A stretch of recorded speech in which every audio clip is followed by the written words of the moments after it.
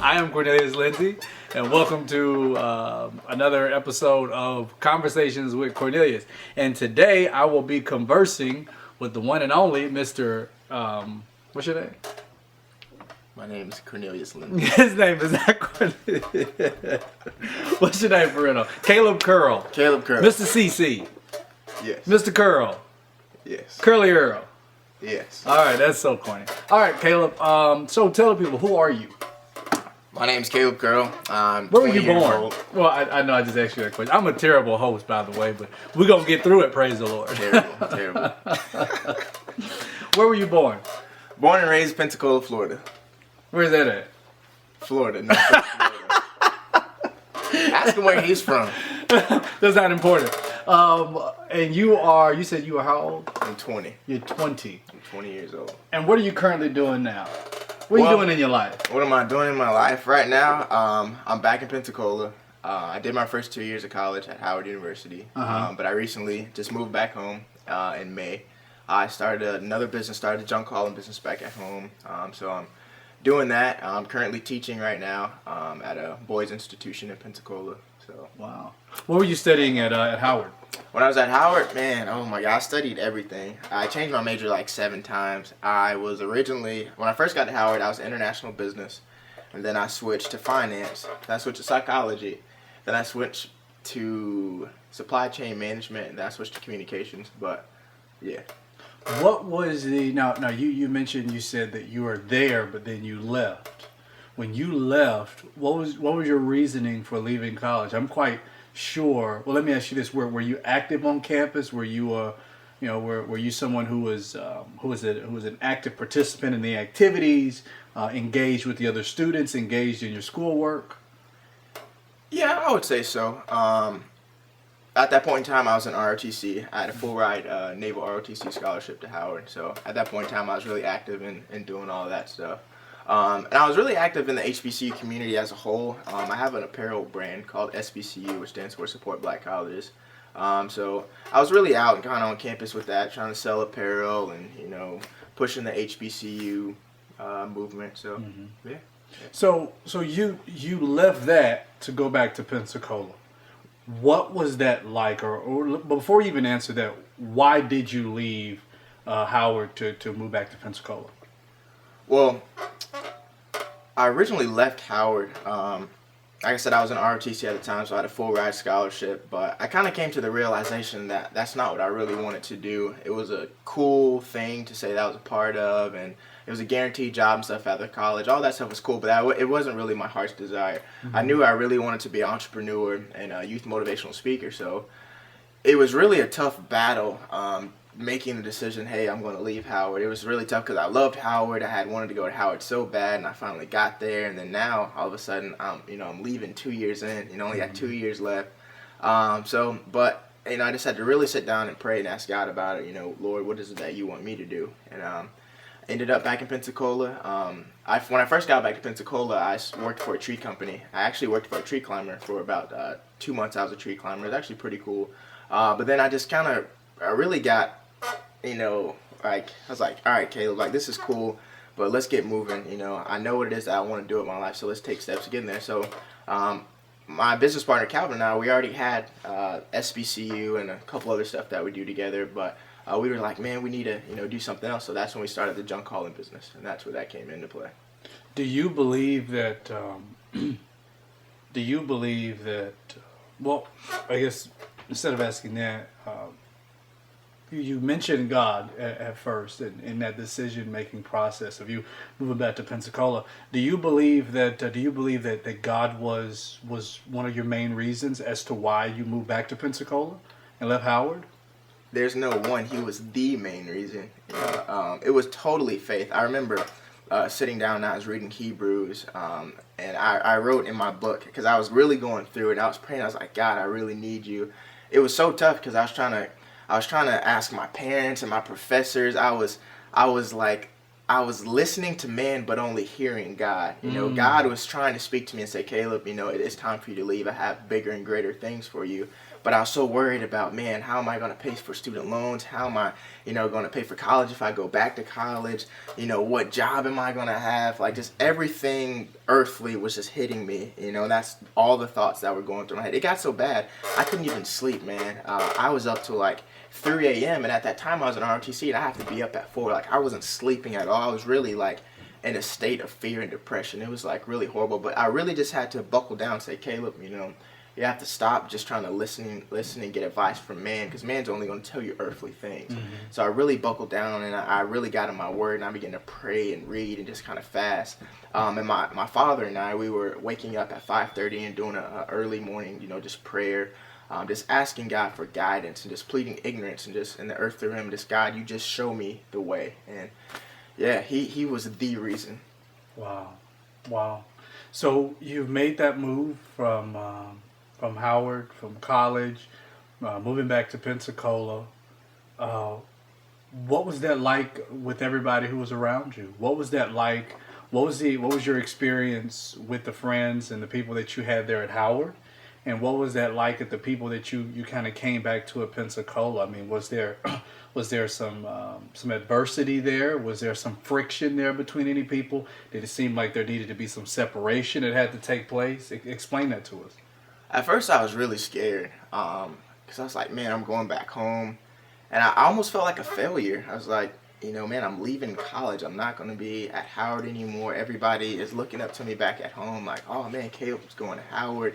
So I was really fearful at first. When I got back, I stopped worrying about what others have to say or think about me. I know what it is that I was called to do. I know what it is that where I'm going to be in my life. So there's no reason or need for me to worry about what others are going to say about me. But at first, my parents were kind of skeptical. They really, at first, just really wanted me to stay at Howard, especially my mom. She really wanted me to stay. But it was really tough at first, but I just kind of just stayed faithful, kept praying. And when I got back home, I just knew it was time to get busy. The day I got back, I was like looking for a job. I was like, man, all right, I need a job. As soon as I landed the next day, I had a job as soon as I got back, and that's when I started doing the tree service. But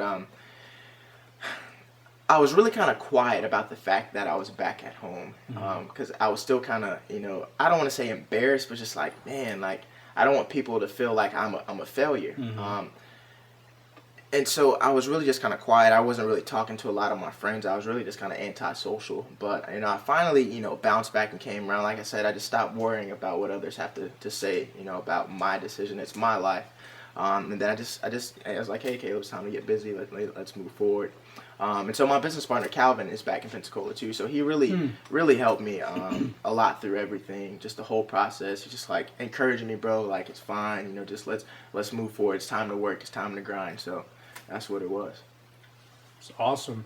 Now, throughout that whole thing, I mean, you just mentioned that you did have Calvin there, who was there to strengthen you. What would you say were some other people or some other things that you did to kind of keep you encouraged on this faith journey? Because I know that journey. I mean, I dropped out of college when I think it was my sophomore or junior year of college, something like that, and I know what that's like. I know what that's like to go back home. I moved back home with my parents, and I felt like I was a failure. I felt like nobody would understand. I had many of my classmates and many of the people that I knew who at the time didn't understand, and I was called a failure. I was called a phony. I was said that I never amount to anything. So I know what that's like. I know what you had to go through, but what were some of the things that you did or that you're currently doing now to kind of keep yourself encouraged? growing up, my dad always told me iron sharpens iron. So if you put yourself around someone, make sure that they're sharpening you and bettering you. So my father and I, we have a strong relationship. So I talk to him every day. We pray, we touch and agree about everything that I do before I start my day. Definitely Calvin being there, always encouraging me, bro. Let's keep working. So, and then I have, a big brother right here who I call. Don't touch me no more. But you, man. Being able to talk to you and hear your story, you always encourage me as well. And it's like, hey, man, it's gonna be all right. One of your sermons, you talked about, faith in the storm, and you've already kind of been through the storm, and I'm down here going through it, but you're looking, down on me like, Caleb, it's gonna be okay. And I'm like, man, you're crazy. I'm going through it right now, but just surrounding myself with people that are gonna sharpen me. I'm very picky with who I associate myself with. Yeah, Why? Why? Why would you? Why? And then I think it's an important piece to kind of point out. Only reason why I interrupted you. Sorry for the interruption. Not really. But why are you picky around those to whom you're around? And going a step further, how would that association? How would it either benefit you with those people who you're around, or how would that affect you negatively? Negatively. I believe that we have very many associates, but very few true friends. And I'm very picky about who I want to be around, because I want people that are going in the same direction as I am. An airplane can't take off if it has a bunch of dead weight, and so I don't need any dead weight on my plane. I've got a destination I'm trying to get to in my life, so I think about that every day. And so the people that I choose to surround myself with, or even just communicating with, on a day-to-day basis, I think that's important too. Like, who are you talking to? Who's tapping into you? Who are you tapping into? Someone that's really gonna be there for me when I'm down, and to encourage me and to tell me to keep going on. I don't need someone around me that's bitter about me doing well, or quote unquote a hater. I don't have time for that. I want everyone in my circle to be uplifted. Let's all go into to greatness. Let's all just keep moving forward. There's no need for us to be hating on one another. It's hot in here, man. It's hot. It ain't hot in here. How is it hot? Maybe because you keep talking to me so close. Help me, Father. Help me, Father. Help me, Jesus. All right, so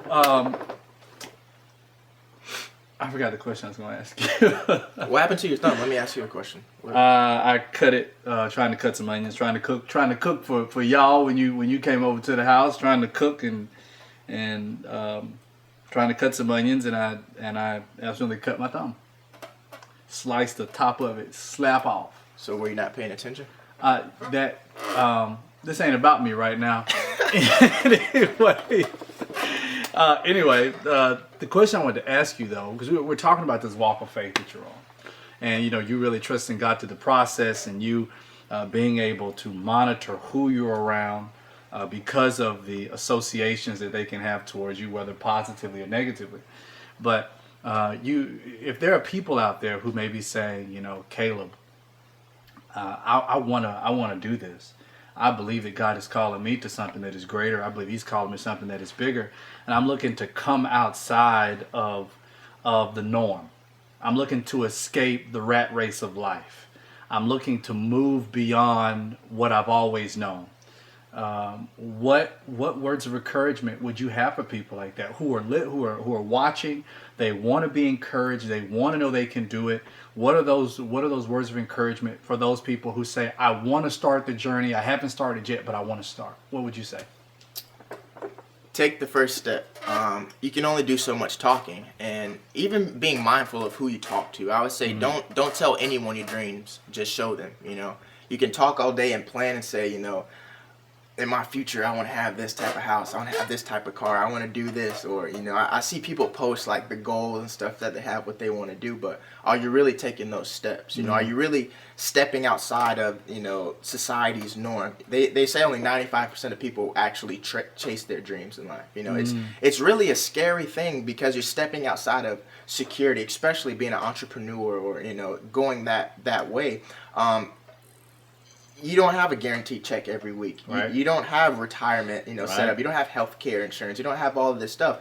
You just really have to stay faithful and believe in God that He's going to take care of it and not worry. I don't stress, anymore. And I don't believe in having bad days. I believe we have days where we just learn more about ourselves than we intended that day. And I just continue to move forward. I don't want to grow old and think back and say, man, I wish I would have, or I could have, or this. No, I want to know that the life that I've lived was a life well spent, and that I pursued everything that I wanted, to do on this earth. I gave it my all, and I'm happy from day to day. I want to be content. I don't want to constantly wake up in the morning like, man, I gotta go do this today. If that's not my heart's desire, then, why am I doing it?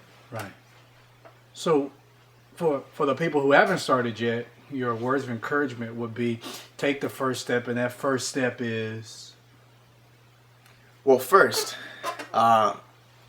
pray and ask God for that guidance and direction, not just leaning to your own understanding, because what your will may be may not even be God's intention for your life. So first sit down and pray, and once you've heard, then listen to God, listen to what he's telling you to do, and take action, whatever it is that you want to do. For me, being an entrepreneur, the first thing that I needed to do, let's say, was coming up with a logo, then going to get my business license, then going to get insurance, then advertise and marketing. Those are steps that you have to take. Just sitting down one day and coming up with names for whatever it is that you want to do. Just really not just talking about it and being on social media, saying that, I can't wait till I'm this age, I'm gonna have this. No, take actions and steps now. It's really a forward process. You really just have to physically do something. I keep a book next to my bed, and I constantly write any new business idea or speaking idea or video idea. I write it down, and then I take steps. I put it goes from my black book, and I have a board on my wall, a dry erase board, and it goes from there, to-do list. Then I set a date, and then I go from there. It's steps, baby steps, but those baby steps turn to running. Right. So what words of encouragement would you have to give to those who are saying, Caleb, I've already made that step. I've been making that step. I've been making some continuous steps. In fact, I took a whole leap. Like, not only did I leave, but I left everything. I'm by myself. You have a support system. You have a friend who's there with you. You have parents who are allowing for you to move back in. But I feel like I'm by myself in this. I feel like I don't know what I'm going to do.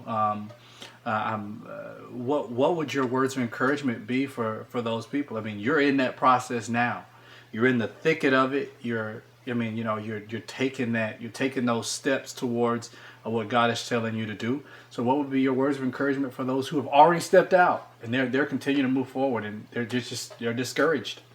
I would say slow growth is the best growth. It's not going to happen overnight. You just have to continue to keep moving forward, continue to pray and fast, and continue to hear and listen to God. I mean, that's the thing. We get so excited and we want things to happen instantly. Everything, even when it comes to working out, we want this, immaculate body, next week. No, everything takes time, repetition. You get better and better. A lot of times I've learned that this process of being a business owner, speaking, everything is a lesson learned. Because sometimes I used to sit down, I used to be like, God, tomorrow I want to be speaking to thousands of people, and I want to be traveling the world.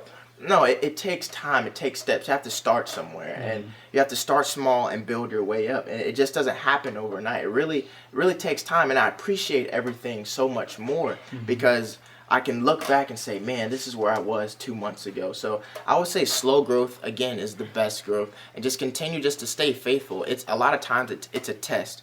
And distraction will come and discouragement will come. You're like, man, I'm ready to give up. Like you said, I'm alone. I don't have a support system. It's going to make your story that much more greater, and it'll help someone else later on down the road. So just stay encouraged, stay faithful, and just continue to take those steps.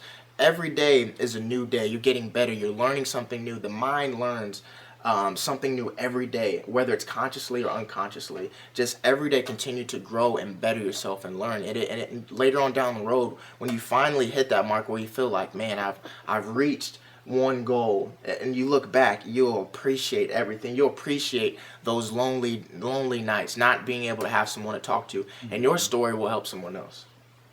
I agree.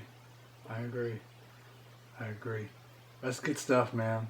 I wrote a book entitled Learning How to Walk. And in that book, the whole goal is to inspire others to walk by faith and to live that life of faith. Hebrews chapter 11, I believe it's verse 6, it says that it's by faith that we please God. And if we're going to be pleasing unto Him, if we want to be pleasing unto Him, then we must learn to depend on Him entirely. It can't be what mom and them wants you to do, or what the teachers want you to do, or what your friends are trying to push you to do. It must be what God is directing for you to do. I mean, you have an example right here of a young man who has abandoned all of everything that he thought he needed to do and really just follow the Lord what He wants him to do. And now he has an opportunity to have his time. He has an opportunity to have a type of control as it relates to his business, and he's learning stuff about his life now and about himself now that he would have never known anywhere else. And I mean, just in the conversations that he and I have had personally, I've just seen so much growth from the time that he started this journey just the short time he has now. So I want to encourage you, if you haven't already, to make sure that you do purchase that book, Learning How to Walk, Inspiring Others to Walk by Faith. You should see it somewhere at the bottom of the screen.